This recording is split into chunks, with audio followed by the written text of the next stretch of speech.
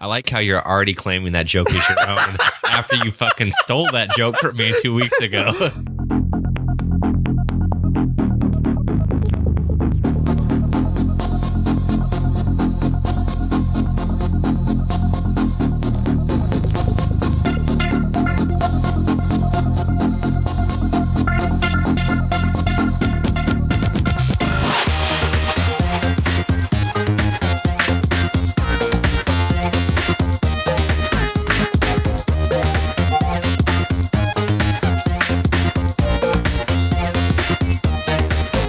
Hey guys, welcome to another episode of the Nerds You're Looking For podcast, a weekly nerd culture podcast that discusses the culture through various segments.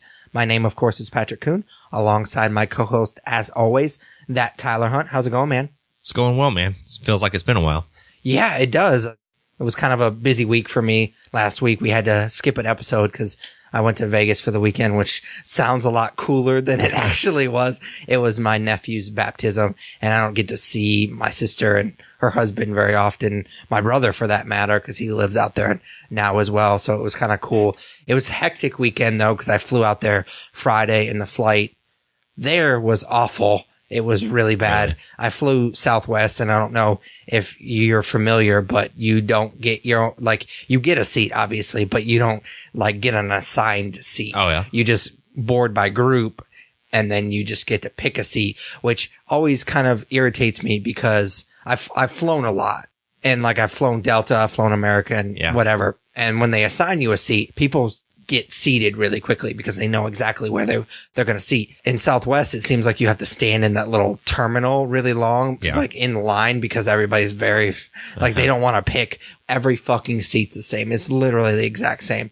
The flight going to Vegas, there was like a wedding party of just like a bunch of like fraternity aged guys, and they were like the biggest douches. And I sat right behind them because I wasn't paying any attention. I was just literally looking for the first window seat because I like to sit at the window. And so I literally sat the row behind them, and it was super irritating, but it actually did work out for me at one point because I had to let one rip, and the couple sitting right next to me blamed it on the guys in front of me. So it actually worked out for the best, but they were super douchebags. Yeah, I would imagine most people on a flight to Vegas aren't going for a baptism. So yeah. Everybody else is like ready to party and cut loose, and you're just like, all right, well, I'm going to a church. Yeah, at work that whole week, I was like, yeah, I'm going to Vegas for the weekend. Like, I was super cool, and I didn't tell anybody why I was going to Vegas because, like I said, it sounded a lot cooler than it really was. When'd you come back? I flew up Friday, and then I came back Sunday. So basically, I only had one full day in Vegas, and that full day was spent mostly in a church. That's all you need in Vegas. And I did my stupid Vegas joke. I asked my sister if they were going to get him baptized. Like, they were going to do it this weekend, and then we're going to have to do it again later on because you know what happens in Vegas stays in Vegas. I like how you're already claiming that joke is your own after you fucking stole that joke from me 2 weeks ago. Was it you that stole it? Yeah, you've already blocked it out of your mind that you stole that from somebody. I thought I stole it from Mike. No, man. I just fucking said that whenever we were over here recording last. You're like, that's hilarious. I'm going to use that. and 2 weeks go by and you already forgot that it wasn't your fucking joke. I steal a lot of jokes. All right. So if this is your first episode, we start off each episode by checking in with each other. We call it what we're into. So Tyler, what are you into this week? So Brittany and I went and saw Miss Peregrine's Home for I'm not going to be able to say this. Miss Peregrine's Home for Peculiar Children last night. God, I didn't realize it would be that hard to say.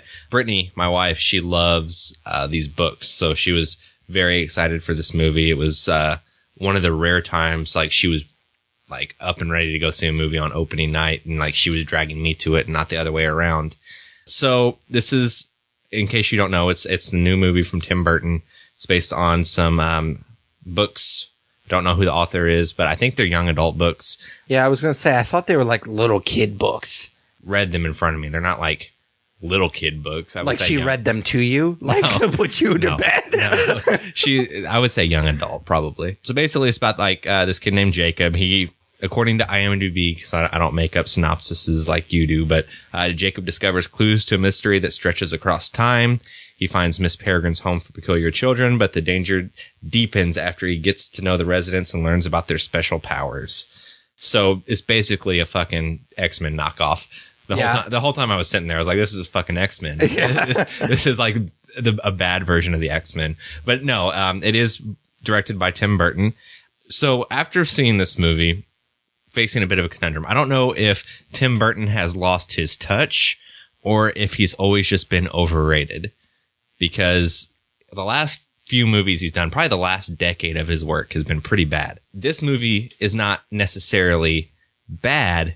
It just doesn't live up to Tim Burton's status, and it doesn't live up to the books from what my wife told me. I mean, I wouldn't know. I have no basis for what the books are like, except for what my wife's told me. So I don't know if it's an issue with the books or an issue with the movie, but what it comes down to is it's an extremely convoluted plot.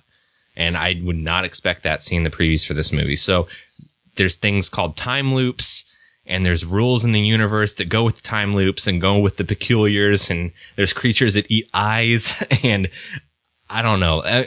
The stuff that you and I like, there are a lot of rules, and there are a lot of deep cuts and some of the things that we like, especially like in the comic book world. Like, you know, after 50 years of Batman comics, there's a lot of character nuances and rules with the character that you kind of just know. So it's not necessarily that I'm ragging on this movie for having those deep cuts, but the way that everything is thrown at you through this 2-hour movie is just too much.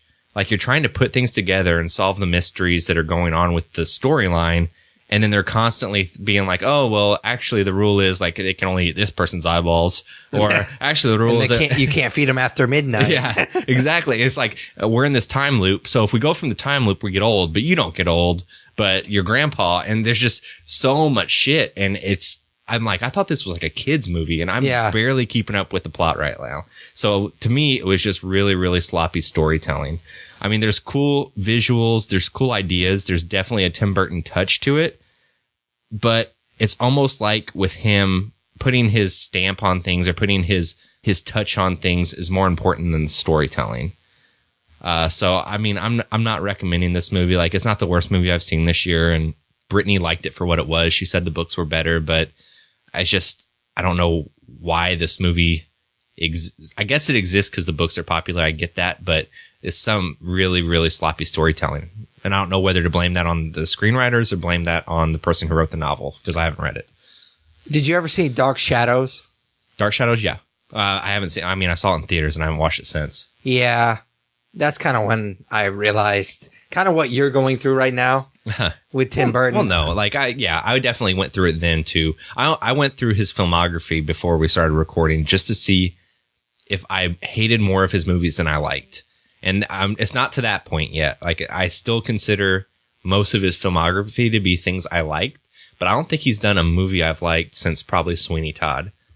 Yeah, I mean, I would have to look at it. I mean, yeah, and Sweeney Todd's not fantastic. Like, I think it's a fun musical, but, you know, before that it was Big Fish, and that's 2003. That's 13 years of bad movies besides Sweeney Todd. Yeah. It's a bit disappointing. I don't know why he needed to specifically direct this movie. Like, I think anybody could have done it with how sloppy the storytelling was. But as far as performances go, Eva Green was fine. I do like her as an actress. I was I was disappointed with Asa Butterfield, fucking Ender. He is awful in this movie. Yeah. I just don't think he has it, man. He was like a kid actor who did great in Hugo or whatever, and now his balls have dropped and he doesn't have it anymore. So I don't know that his career is going to keep going, in my opinion. I don't think of Tim Burton as that good of a director anymore. So it wasn't a story that I knew. Like, it wasn't a story that I'm familiar with. I didn't get the books read to me like you did. But and he doesn't excite me like he used to. It's a weird movie, man. I don't know. What are you into? I was getting away from that. I am into Batman, the Telltale series. Cool. I finally bought it. Tyler talked about this. I think it was episode 107. So it's been a few episodes. I actually was on the App Store looking for something to kill the plane ride. That was a weird way to say that. I wasn't going to blow up the plane. And now you're on the TSA's list. But no, I was just looking for something to kill the time is the expression that I was looking for. And God damn it. Kill the plane. God damn it. Anyways, I didn't actually know that there was an iOS version of this game. So I was just browsing the App Store and I saw it and I was like, that's awesome. Tyler talked about it and he seemed to like it. And obviously I love the character. So I downloaded it. It was $4. How much was it on Xbox Live? I don't remember. More than $4? I would have assumed so, but then you got ripped off. No, but it was, I bought all of the chapters. You bought the season Yeah, pass. I bought the season pass, so I don't know. I really enjoyed it. Like it works really well. For what it is, it's just basically an interactive movie. You're just kind of watching a Batman story and you get to choose what they say and what kind of does, sort of. Like, I don't know how the Xbox version is, but the iPad version is just, you're just hitting the screen and you swipe every once in a while. And that's pretty much it. But for the most part, you're having conversations and you get to just choose what they say, which is cool. You don't get to see that in a lot of Batman games. You don't really get to be Bruce Wayne a ton. In a lot of the Arkham games, you really only get to be him for a very brief time, but you're mostly Batman throughout the whole thing. And I just really like games like Knights of the Old Republic and Fable and games like that where you get to choose what you do and what you say, and what you do and say dictates how other people react to you. It's not quite as bad as maybe Fable. I think Fable 2 was the worst of them. Like, you could go full on like evil and you would grow horns and shit. This game, not quite that. It doesn't take it to that level, but I appreciate that you can say things and what you say to these characters actually means stuff. And it not only dictates how that character is going to react to you, but it also dictates how the other people are going to react to you, because they hear, you said this to Falcone, so now they're going to react differently. And I think that it has a little bit of a replay value for that, because I played it straight. Like, I played how I think Batman would react, or Bruce Wayne would react to this particular situation. So I try to play it straight, but I could see somebody just being, let's see what happens if I'm just a dickhead the whole time. Yeah. Or let's see what happens if I'm the nice guy the whole time. And so I think there's some replay value. I don't know if I'll necessarily go back and do that, but I could see that other people might want to. I think that would be kind of cool. I really liked it. I'm not sure if I'll necessarily get the other episodes like immediately. I will eventually play the whole game because I did enjoy the first episode. It really only took me like maybe an hour and a half to beat the whole thing, but I will definitely play all of it. I don't know if it's necessarily something that I'll get immediately. Yeah, episode 2 just came out, I believe, a week ago today. It's not on iPad yet. Oh, no, it's not on iOS yet? Nah. No, it's on Xbox, and I played it Tuesday night, and I'm still really enjoying it. I think compared to like the Walking Dead games by Telltale, in that game you have more walking around to doing. I don't want to say exploring, but it seems like there's more to do. It's not just watching like a Walking Dead episode and you pick what the characters do and say. There's more action involved. So I've been disappointed that it's more just like what you said, watching a Batman story and picking what he says. I do enjoy the times you do get to like choose the way combat's going to go, or do the crime scene in that first episode. But I'm having fun with it for sure. It's a different type of Batman story, so it's fun. I like that in the combat. Like, if you don't do what they tell you to do, it matters. Like, because I was just playing the game and I wasn't like ready for one of the commands, and I missed it, and he just like got kicked in the stomach or something like that. So I thought that was pretty cool. But yeah, the combat on the iPad, I don't know how it is on Xbox, but it's lackluster. Yeah, there's prompts and stuff to hit buttons and through some of the cutscenes and through some of the battles. So I don't know how that would work on an iPad. Yeah, it's just like you're tapping on the screen and you're swiping. But I don't know if the versions are different either. So yeah, I don't want to say it's dumbed down for iOS, but I'm sure that there's probably something missing with the gameplay there. But for playing on a plane, for sure, like that would definitely be a good use of time. I was pretty excited.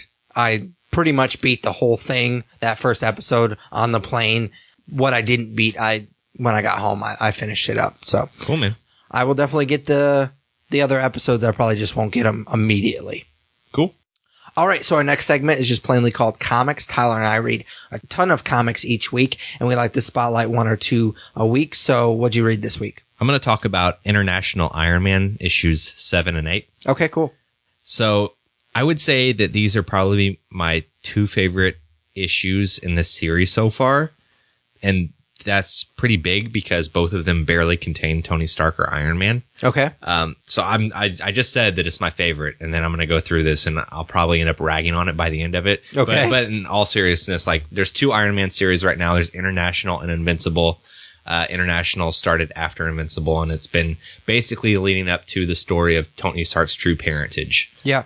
And so 7 and 8 are basically these two issues together tell the story of his parentage and let you know who his true parents are. So when comics do twists like these, it usually ends up being something crazy.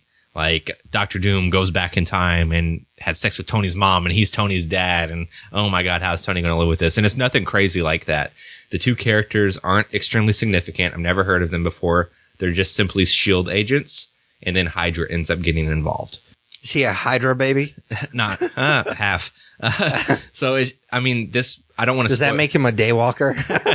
I don't want to get into anything too spoilery, even though, like I said, it's really not significant who his parents are. It's no crazy plot twist, but it's cool because it shows how his mom got involved with S.H.I.E.L.D., how she got involved with his father, and then why he ends up being put up for adoption, and how he ends up getting adopted by the Starks specifically. So, unfortunately, in my opinion, even so, like, I love these comics. Like, it's fun. It's cool to see this. Finally, I think his International Iron Man's over now. Like, they've told the story of who his parents are, and now there's going to be a new Iron Man book called Infamous Iron Man, and it has to do with Dr. Doom. But this book, in particular, even though it was fun, I think it suffers a lot from that Jurassic Park quote. So, they were too busy wondering if they could do this. They didn't they didn't stop to think if they should. So is it really necessary to change Tony Stark's parentage? Like at this point, like I hate when things like this are written into comics. It was done very well, but there's no point. Like the characters aren't significant. There's no significance to him not being Howard Stark's son. It's just, I don't even know what the plot device is for at this point. I don't know how it's going to change Tony Stark, how it's going to change Iron Man.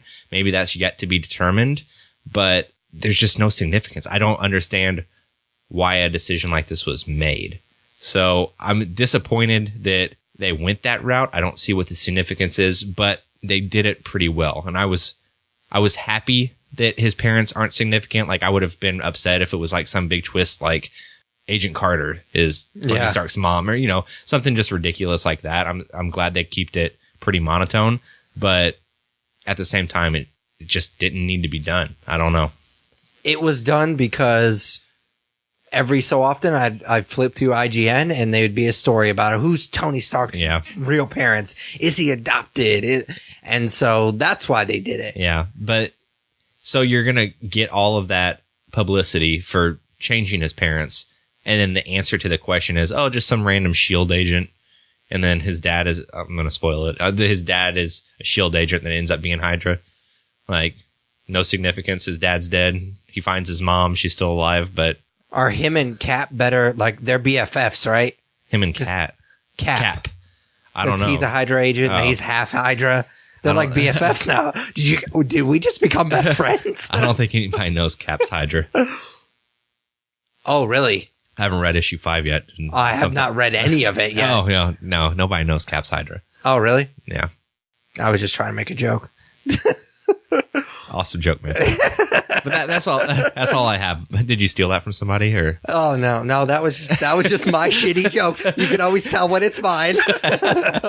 No, but International Iron Man, I've enjoyed Invincible more, so I'm glad that International's over with and Invincible's going to keep going. But yeah, that's it, man. We found out who his parents were, and it was pretty uneventful. So, what comic did you read this week? The comic I read. It's a comic that I don't think a lot of people know even exists, but it kind of makes sense that I would talk about it. That is Tarzan on the Planet of the Apes, #1. Jesus Christ, man. You are a Planet of the Apes slut. it's something that I was just like, what? How has this not happened yet? And like, it seems like it would be the obvious mashup. Obviously, I love the franchise. I read Star Trek Planet of the Apes. I think it was either last year or 2 years ago. And I really liked how they brought those two franchises together. It made sense. Like, it seems kind of weird on the surface, but if you think about it, Star Trek, a lot of the episodes where they found this weird planet and they searched it, and that's kind of what happens in that comic book. So I really liked how they brought those two franchises together.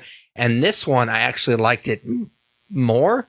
In Star Trek Planet of the Apes, there was this wormhole, and that's how they came back. Similar to kind of what happens in the reboot of Star Trek, the way the Spocks meet up and stuff like that. It's very similar to that. But in this particular mashup, it reads more like a what if story. They basically took in Beneath the Planet of the Apes, which I'm going to spoil it, but it came out in like 70. So you've had 40 some years to see this movie.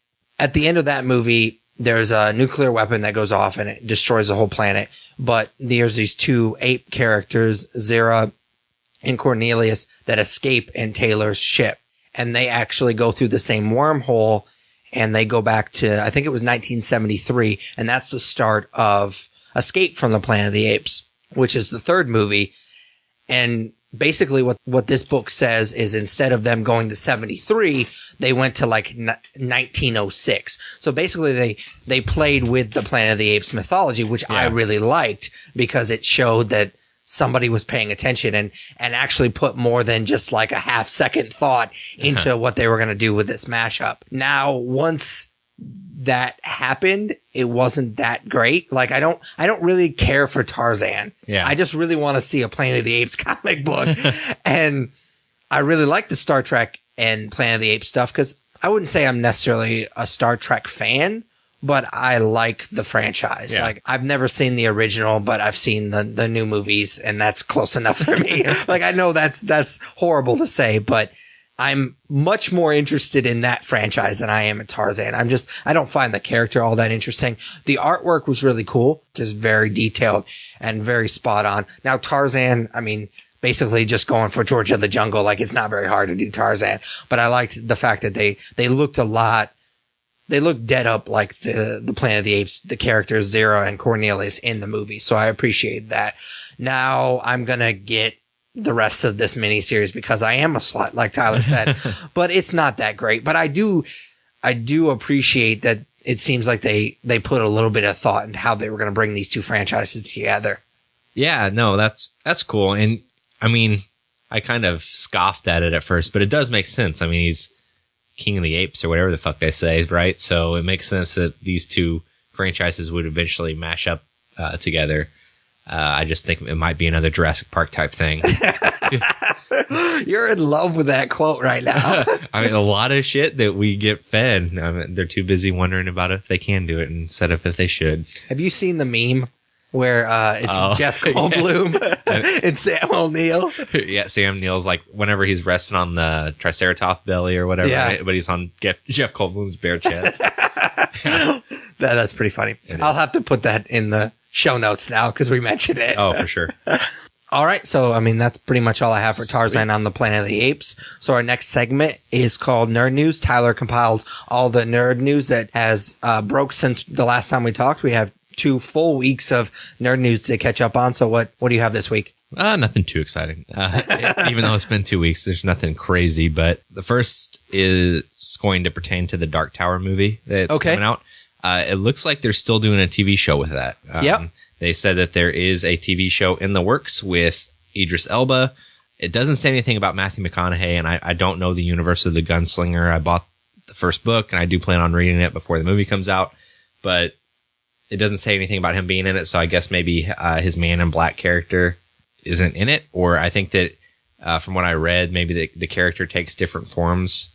So maybe somebody else could play him for the TV show because Matthew McConaughey might think he's above it.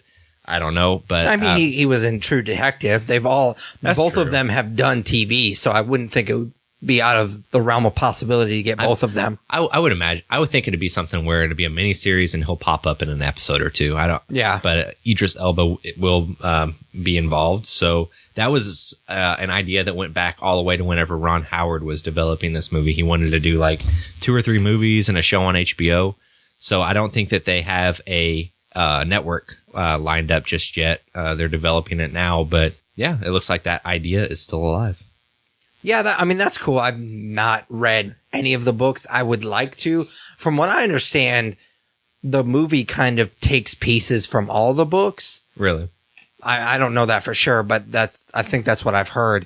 And so it would be kind of weird to do a TV show if that's true. Yeah. Unless the first movie is just straight from the first book, but from what I understand, it's pieces from all the books. So maybe they can piece it together how they want between the movies and the show they're doing. Yeah, I'd like to read the first book before them. There's no way I'm going to read all 8 books before that movie comes out. Yeah. But there's 8 books, right? I was just agreeing. I said it with a lot of confidence. You really sounded like you knew what you were saying. I'm like, yep, 8 books. I don't know if that's true. That's probably not true. I have no idea. I'm going to move on from this. Okay, cool.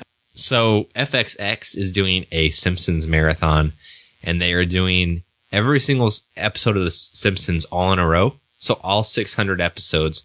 They're going to do that over a 13-day period. Yeah, so they're just having another one. Yeah, because they had it a couple of years ago. Yeah, I thought they did something like this, but this was like, I thought I read this was like the longest marathon to be done. It's going to start on November 24th, which is Thanksgiving, and it's going to go through Tuesday, December 6th. Yeah, it would make sense. It would be the longest one because they've had more episodes since the last time they did it. So yeah, so that's just crazy to me. To me, though, it also is like, oh, so FXX doesn't have any shows they're proud of because they're not going to air any original content for 13 days. Yeah, but all networks do that. Yeah. They take periods where shows are on hiatus or whatever you want to call it. I don't think much of that network. And I should think a lot of it. I mean, Always Sunny's on FXX and You're the Worst, which, I mean, I've talked about multiple times on the show, the podcast rather, that I love it. It's just seems like a filler network. Like there's a lot of reruns. It just seems silly to me that they have FX and then they created FXX for like more of their comedy. But then there's still like Louie and Better Things and Atlanta. I think Atlanta's on FX. Yeah. So it seems silly that you created this other network, which I know why they created it. It's for people like me having to buy an extra package for cable. I don't know. It just seems silly that you have trouble filling the schedule, but yet you create this whole other network. So, you have a whole other channel to fill. But I don't know. I'll watch it. I think I got through the first 3 seasons, and then I just got so backed up in the first Simpsons marathon that they had when they first got the Simpsons, because that was a big coup for them. Yeah. And they did their marathon, and that was cool. I mean, I liked it. I'm not a huge Simpsons fan. I appreciate it, but I never got into it when I was a kid. And so it was kind of nice for me to sit down and watch some of the early seasons. The first season's a little tough to get through, but I think they start hitting their stride like 3 or 4. Yeah, the first few seasons are rough. The first season of a show I ever bought on DVD was Simpsons season 3. Okay. And that was disappointing.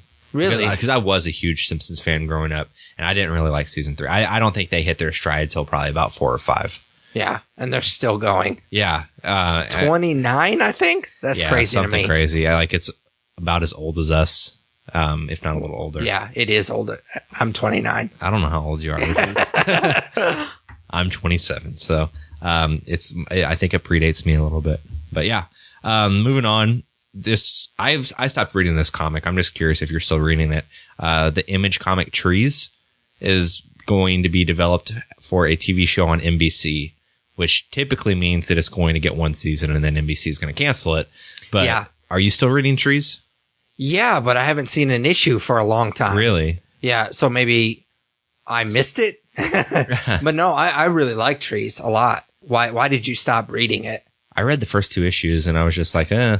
And then it was kind of one of those things where you purge out stuff for the new stuff to come in, and it's like, I'm really not liking Trees. So yeah, I mean, you are reading a lot more Rebirth than I am, so that would make sense. But yeah, I haven't seen an issue in a while. Maybe I just missed them at the comic book shop. But I mean, I think I stopped at 12, 13, somewhere. I mean, it might even be later than that. But yeah, I really liked what I've read. Yeah. I don't know. It was different. I really like the stuff Image puts out for the most part. So it'd be cool to see this show be popular and be something original. But I think they're going to take the idea and morph it into one of those NBC, CBS hour-long drama shows that are kind of garbage because they're on network TV. Yeah, I don't see this succeeding. Yep. I think Tom Hardy is attached to it as a producer, if I'm not mistaken. But that's cool. I don't think that it's going to succeed either way. This next one is for you, and I saw that you did post this on the Facebook and Twitter.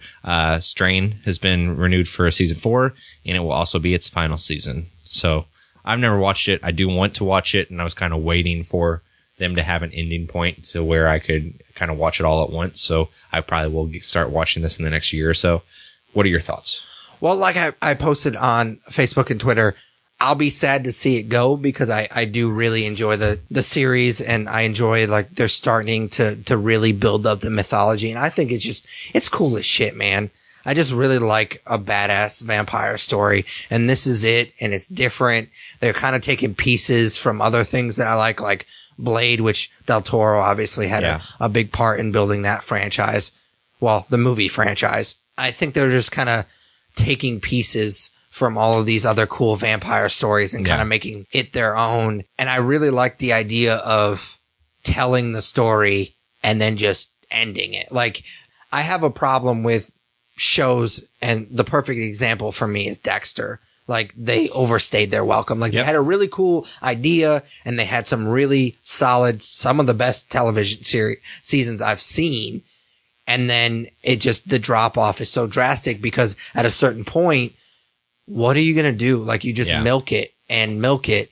And I like the idea of having this really cool concept, but not overstaying your welcome. And I think 4 seasons for this show, especially considering it's still really good. This past episode was fucking fantastic. And I really am excited to see what they're going to do next week or the course of next couple of weeks. So I think that the 4th season is going to be really, really cool. Awesome, man. So a guy that likes a really badass vampire show, you really hit the jackpot over like the last decade because you had True Blood and then you had Strain. Like, you're loving life. I knew you were going to make a True Blood reference, and you stumbled through that so much that I was like, it's not going to be worth it. It's not going to be worth it. And it wasn't.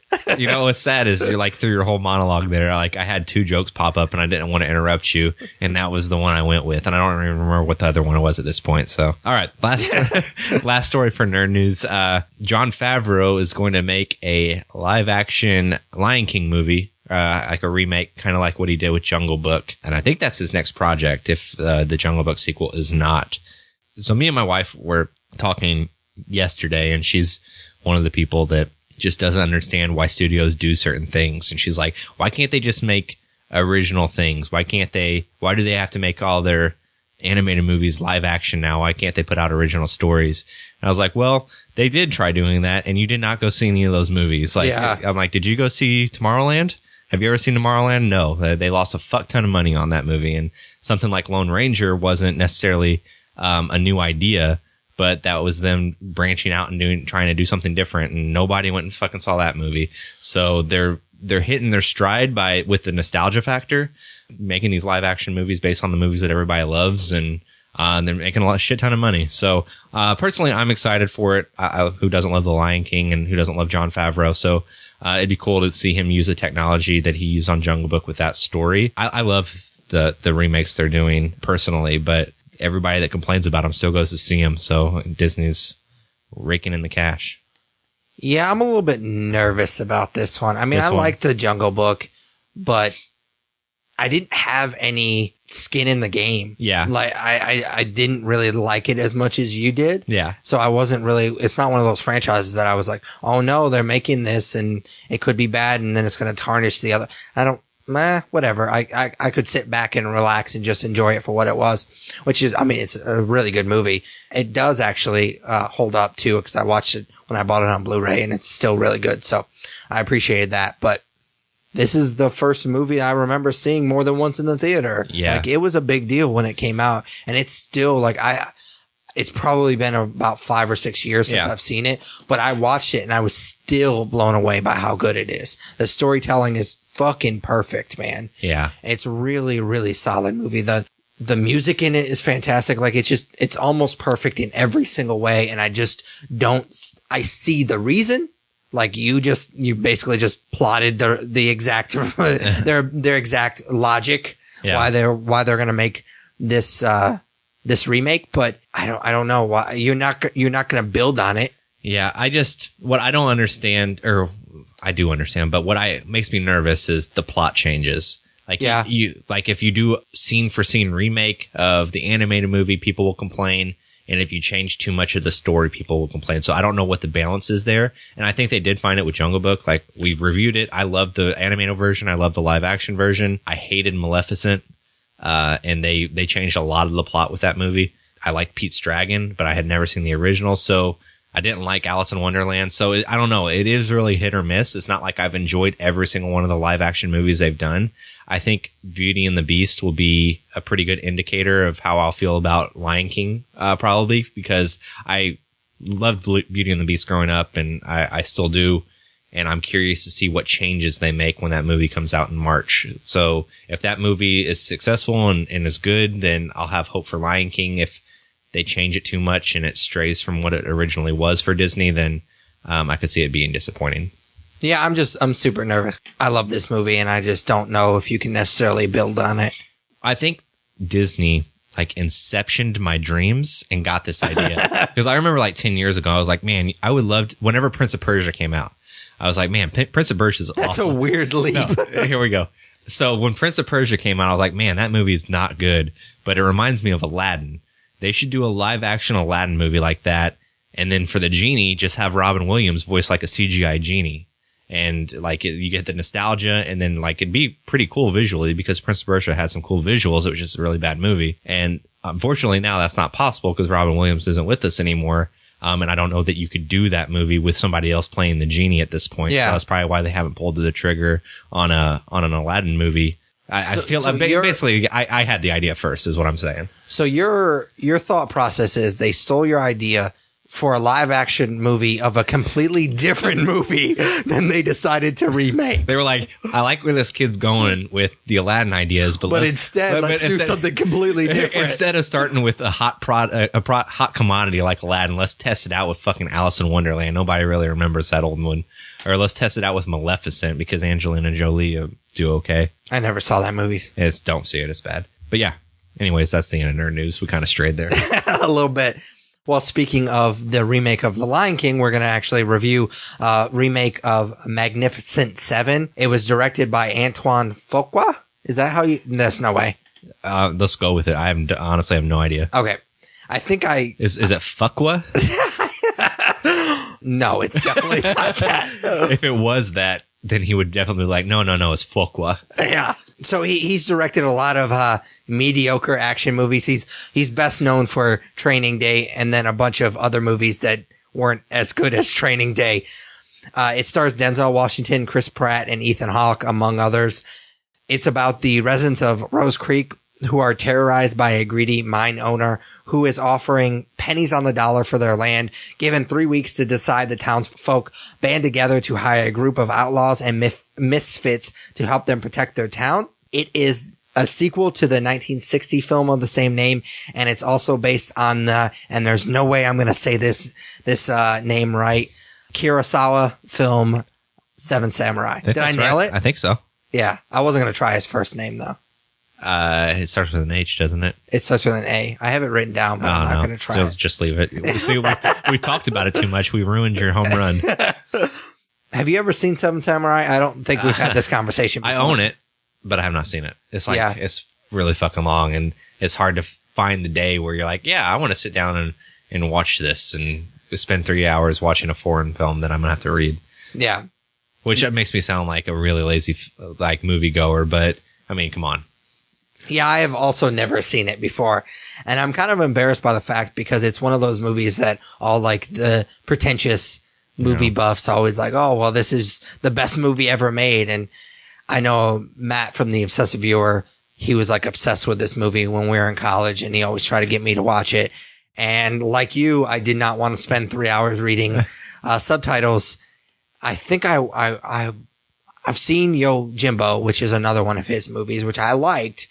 That movie pales in comparison to Seven Samurai. So I should probably watch that movie. Like one of my nerdier resolutions was closing the gap on a lot of movies this year.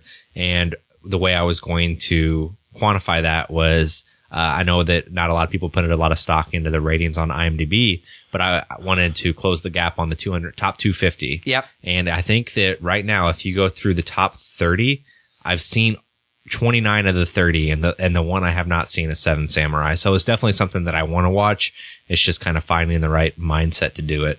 It's crazy that Seven Samurai, I mean, obviously it's a samurai movie. It's an old Japanese samurai movie, and it's considered like one of the best movies, not just samurai movies, but best movies of all time. And then its remake, The Magnificent Seven, is considered like one of the best westerns of all time. So it's crazy to me that both of these movies, kind of different genres, but they were able to kind of, it's weird to think of a remake being original, because they did take this idea and then completely make it its own. So I thought that was kind of cool in the land of just straight remaking movies. Nowadays, I think it's kind of cool that they remade this movie, but kind of gave it their own little spin. Oh, for sure.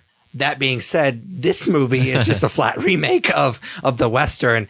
We start off each review by kind of giving a general overview of how we felt about the movie. So broad strokes, how'd you feel about this movie? I honestly didn't really know what to expect going into it.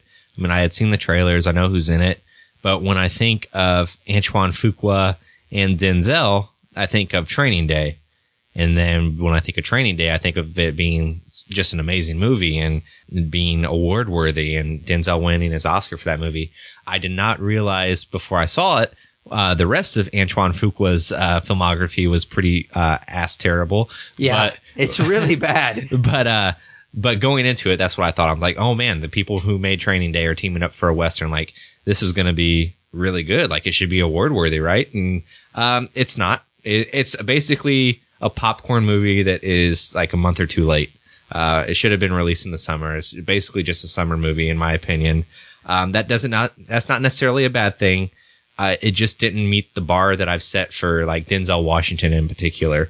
I'm not a huge Western fan, and I haven't seen a ton of Westerns, especially the older ones. Like, I've never seen the original Magnificent Seven. But for me, this is it delivered what I expect out of the genre, and that's not a good thing. That's not a bad thing. It's just kind of like, oh, it's here. So I'm pretty indifferent with on this movie, to be honest. I hated this movie. Really? No, I'm kidding. I didn't feel hardly anything for this movie. You threw me off, and I was like, wow.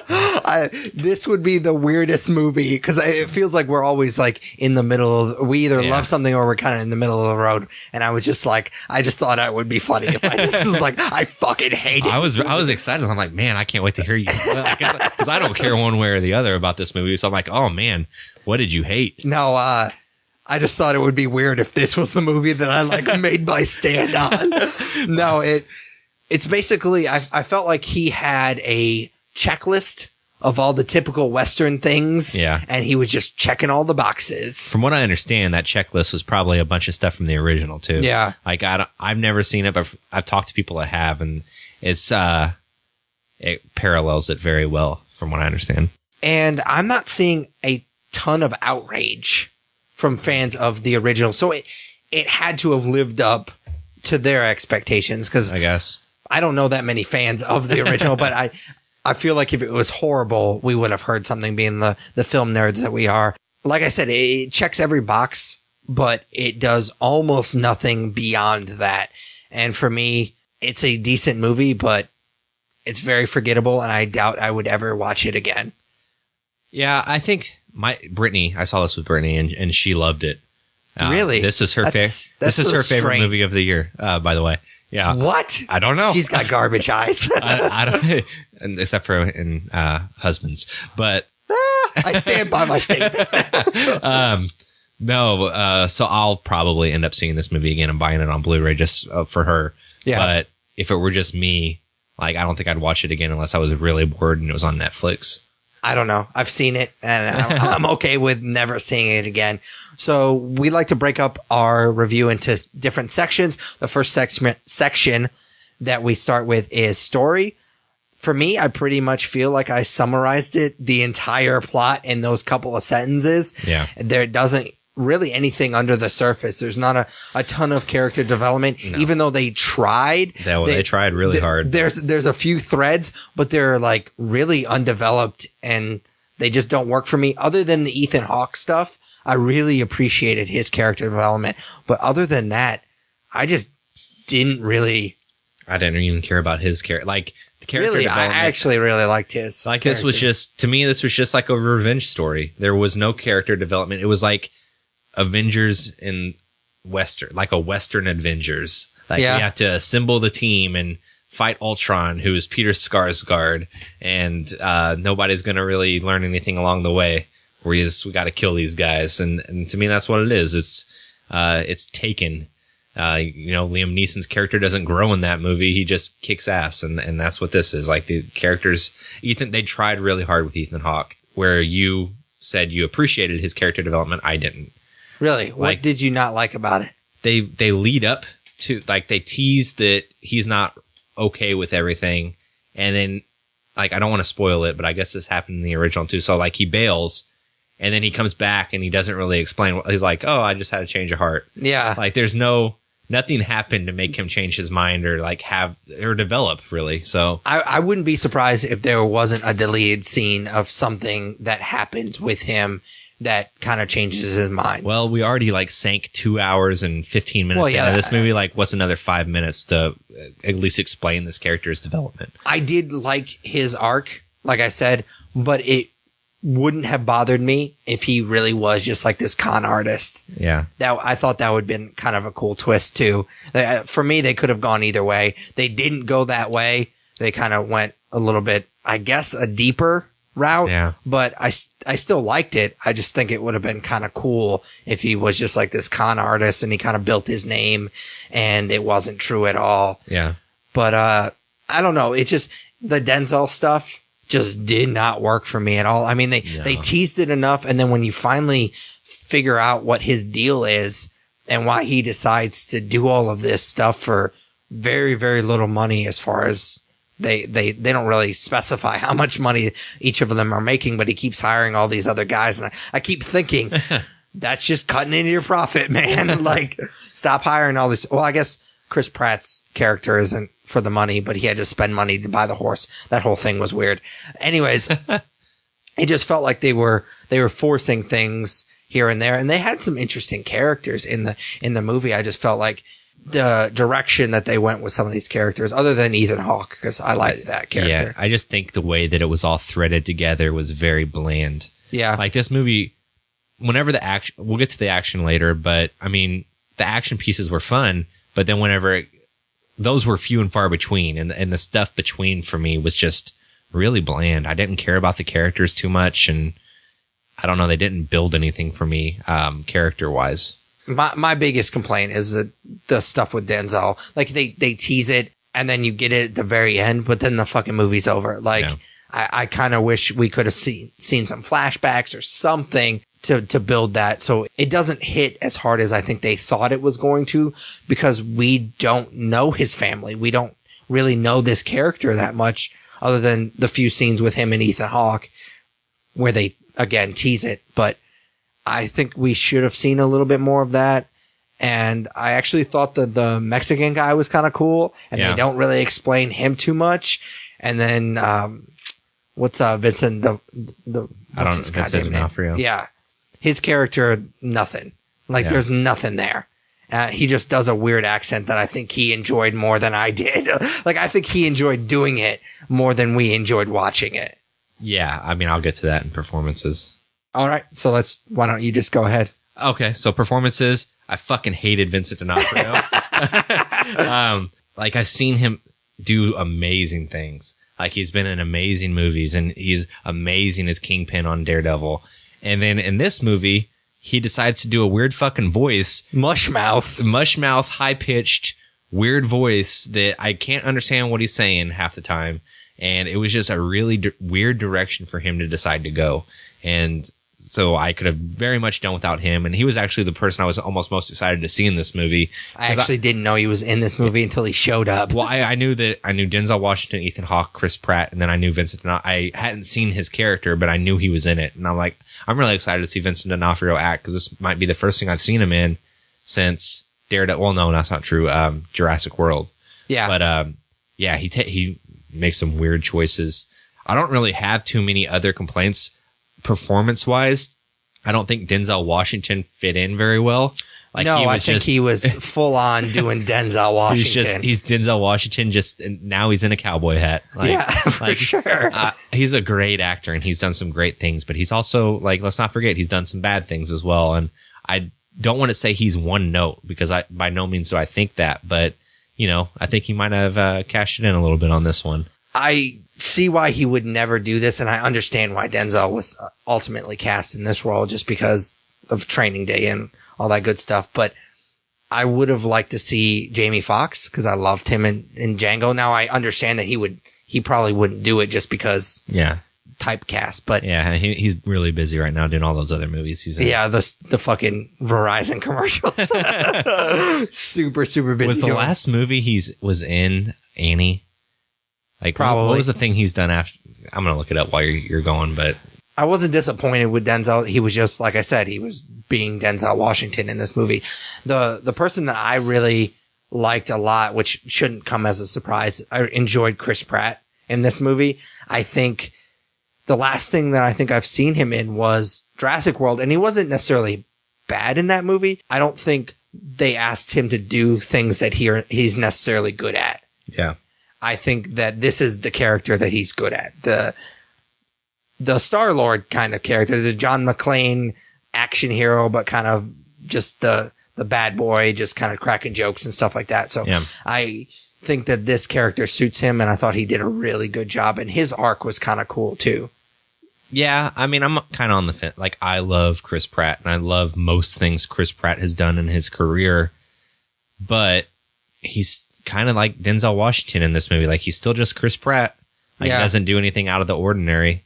It's Star-Lord in a Western to me. Yeah. I don't know. Just to play the devil's advocate a little bit, I don't think that he really reached for the stars with his performance or anything.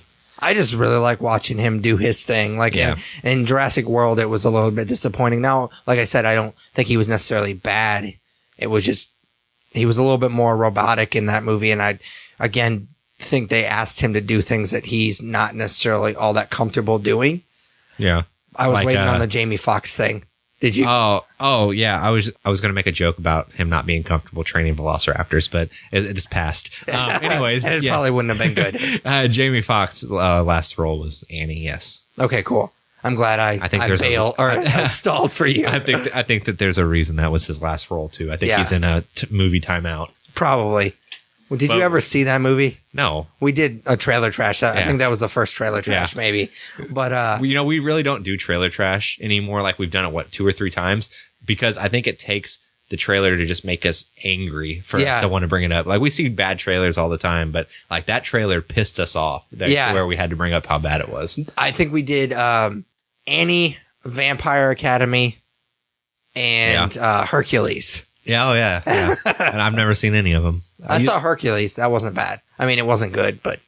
But so, do you regret having it on Trailer Trash? No. Fair enough. Anyways, how did we not do 9 Lives? That fucking Kevin Spacey cat movie. Did you? Oh my God. I forgot that. I think I repressed that was even a thing. Man. That would have been a perfect Trailer Trash. But anyways, back to Magnificent Seven. So performances. I mean, that's pretty much all I had for performances. There wasn't a ton. I thought, what's his name? He was in, was it Suits or White Collar? I can't remember what. Matt Bomer? Yeah. Who's he play? He's at the very beginning. He's the guy. Okay. Spoiler alert. The really good looking guy that gets shot. Yeah. Yeah. I thought he was awesome. And then he's gone like that. And that was disappointing to me. Yeah. I would have liked to see more of his character. I actually kind of hoped that he was going to be the one that got them all together. But that was short lived. There's something wrong with me. Every time I see a movie. Yes, probably several things. Every time I see a movie and there's a good actor with black hair, especially if it's long, it's like, man, he'd make a good Nightwing. Like I fan cast Nightwing all the fucking time, and that's what I thought about him. I'm like, get rid of that beard, and it's Nightwing. That's a weird thing. I don't know what it is, man. I just can't stop thinking about Dick. God damn it. What'd you feel about the villain? I don't know his name. Peter Skarsgård? Yes. I don't know the character's name. I forget. But I think he's a really good actor. I think that he was he looked sickly. He looked a little gaunt to be intimidating. Like if it were Peter Skarsgård from 10 years ago, like I would have been like, he was a really intimidating villain. I don't think he did a bad job. I think he was fine. He was going for Daniel Day-Lewis in There Will Be Blood. Like he was a little too over the top for me. Were you like, waiting for him to talk about milkshakes? Yeah. Him shaking that jar at the beginning, I was like, that's a little over the top for me. But that's not necessarily, I mean, it is his performance, but also has a lot to do with the script too. Yeah. So I wasn't too impressed with that. I didn't mind him. I was surprised they didn't go for a bigger name, but I didn't mind him. But he's not really in the movie that much either. No. I mean, when the shit hits the fan towards the end, he's just kind of chilling in the back. Yeah. Oh, yeah, that's true. So, action. I thought that it was really effective Western action. It was just, like I mentioned earlier, too few and far between. Like they did a lot of building. To me, there's like 3 big action pieces. And the last 2 that take place in the town that they're trying to protect were really great. And I really enjoyed them. But like you said, for a movie that doesn't focus on character very much, they sure tried a lot with the whole character thing and like building the team. And I would have, if this movie was more of the Western action type stuff, I think I would have enjoyed it more because I really did enjoy those action pieces. I completely agree with you. I had especially at the end, mostly at the end, I had a strong like Saving Private Ryan feel to this movie. Like at the very end, I think that mostly has to do with the tower. I thought that was really cool. Yeah. I that's one of my favorite parts of that movie, and to kind of have that in this movie, I thought that was really cool. Ethan Hawke's character, and I really liked that action piece a lot. The problem I had with this movie, and I think I have this same problem with many movies like this, is the beginning of this particular big action scene, the thing that you've been building for this entire movie. Their numbers, the guys invading the town, doesn't seem like it's that much. And they seem to be able to discard them pretty easily at the beginning. Yeah. And I kept thinking, there can't be that many more of them. And they just keep coming and coming and coming. So that kind of bothered me. Like the whole time I was thinking, there can't be that many more of them. I felt the same way because like that town must be littered with bodies. Oh, yeah. And then at the end of the movie, like, I don't want to give away what happens, like, maybe the good guys win or whatever, but, like, the town folk come out, and I'm like, how is there anybody even fucking left? Yeah. Like, how are you not stepping over dead bodies? I know. Everyone just fucking died. Like, we just watched people get killed for 45 minutes. Like, how is there anybody not dead? Yeah, it was interesting. I know we're talking action. This may be a little bit more story, but spoiler, not all of the 7 make it in this movie. So I felt nothing whenever some of them bit the dust in the final. Like this movie didn't make me care about the characters. So when the action was going on, even though it was great action, like I wasn't emotionally invested. I would agree with that. I liked the idea that because it kind of plays against tropes, that they didn't all make it. Like, I like that in movie. The ones that I thought were going to make it didn't necessarily make it. Like, I assumed the Mexican guy wasn't going to make it. Well, because he's not a famous actor. Like, at least I don't know who he is. And they don't develop his character very well. And that's usually the first couple of things that you can look for. 2 of the 3 characters that make it, I wouldn't have expected to make it. Like, you know, you don't, like you said, you don't know who the actor is. They don't develop the character at all. They don't even try with him. So, I was very surprised that the individuals they keep alive were the characters they chose. Yeah, one of them kind of makes sense because I think that they were going for a bigger moment than it ultimately was. Yeah. But in order to do that, you have to have a big character in the movie, and there's a big actor playing that character, and obviously I'm being vague to not spoil anything. That scene for me didn't hit as hard as I think they thought it was going to, but I did appreciate that character bit it because it kind of goes against your normal movie tropes that you would expect. For sure. All right. So that's pretty much all I have for the Magnificent Seven. Star rating? I'm going to go, I was going to do 3.5, but I think after thinking about it, I'm going to go 3. I completely agree. 3, because I do recommend seeing it maybe just once and then for easily forgetting it like I will after we're done with this conversation. All right. So our last segment before we're going to end the episode is Nerd Favorite. We like to take turns asking a really nerdy question, what your favorite blank is. The topic changes from episode to episode and we switch from episode to episode. It's my turn. So since we just reviewed a Western movie, I was going to ask you, Tyler, what your favorite Western film is. And I think this is going to be kind of a weak nerd favorite because neither one of us are huge fans of the genre. And I'm kind of show my age a little bit because I'm going to pick a movie that just came out not too long ago, the remake of True Grit. I wanted to go with Blazing Saddles, but that's not really, I mean, it is a Western, but it's definitely much more of a comedy than a Western. So I felt weird choosing that, even though I do really love that movie a lot. But I'm going to go with True Grit, the Coen Brothers remake of the John Wayne classic. I've actually seen both versions of this movie. My father-in-law is a huge John Wayne fan, and when we went to go see it, I actually took him to go see it when this movie came out in theaters, and then he was like, man, you need to see the original. And I watched it with him, and I was like, nah, I kind of like the other one. But I mean, I am a Coen Brothers fan. I get where they got a lot of it, but I just like the way their style, and I just like the way the cinematography and all that good stuff. I just really like Westerns where they travel. Like, I don't know what it is. I just really like the idea of kind of having this country now is just, I mean, we have all the highways. Everybody's connected with either by cell phones or just, I mean, you can go anywhere you want. There's very little of this country that's like that anymore. And so I like the idea of just, I would never do it, mind you, but like having to get on a horse and then being on your own. If you run out of food, you die. Like I think that's just a really cool concept. And so I really like those types of movies where they're on a path and they're traveling, and you don't get that in the Magnificent Seven, at least the version that we just reviewed. I just really like this movie a lot. Matt Damon and Jeff Bridges are fantastic.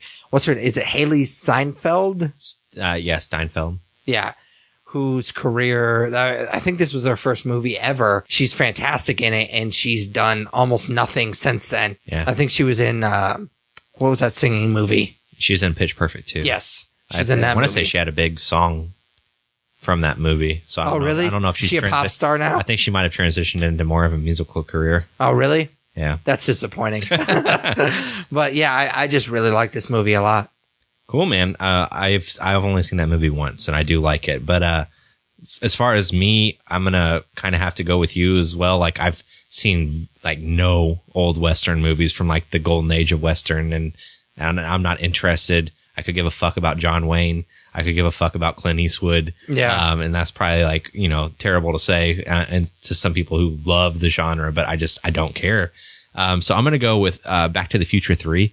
Really? That's a joke. Oh my God. No. I was like, podcast over. We're done. But I am going to go with a recent movie like you went with. I'm going to go with Django. Yeah. So, I mean, we talked about it. We referenced it in the Magnificent Seven review. I mean, it's just a great movie. Like, anything Quentin Tarantino does is going to hit, and him doing a Western like that is great. I did like it a lot more than The Hateful Eight. Yeah. Just the performances in that movie alone between Leonardo DiCaprio and Christoph Waltz, just fantastic. And I don't know. It's just a really fun movie. It's a movie that is probably even though I wouldn't say it's my favorite Quentin Tarantino movie, I would say it's the movie of his I've seen the most.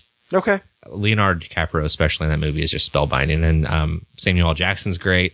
Jamie Foxx is Jamie Foxx, but I mean, he's good. So all in all, I don't want to say fun movie because I mean, it does get dark with the slavery and stuff, but I mean, it is. It's a fun Western, and the good guy wins and rides off with his girl, and at the end of the day, it really is just a Western movie. So yeah, there was 3 obvious choices for me. It was Blazing Saddles, True Grit, or Django Unchained.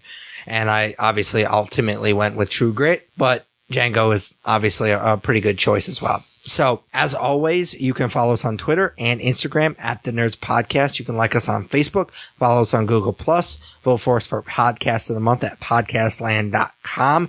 Comment and subscribe to our YouTube channel. Check out our new Twitch channel, which Tyler does a weekly stream Monday at 9 p.m. Central. You can subscribe, rate, review us on iTunes, Stitcher Radio, basically any good podcatcher you use. We're on it. That helps out a lot, so we definitely appreciate it. You can email us at thenerdsyou'relooking4@gmail.com. We will be attending / participating in Shocktober in Irvington, Friday, October 14th. You can get tickets at obsessiveviewer.com. For Patrick Kuhn, Tyler Hunt. We are the nerds you're looking for. Take it easy, guys. See you guys later.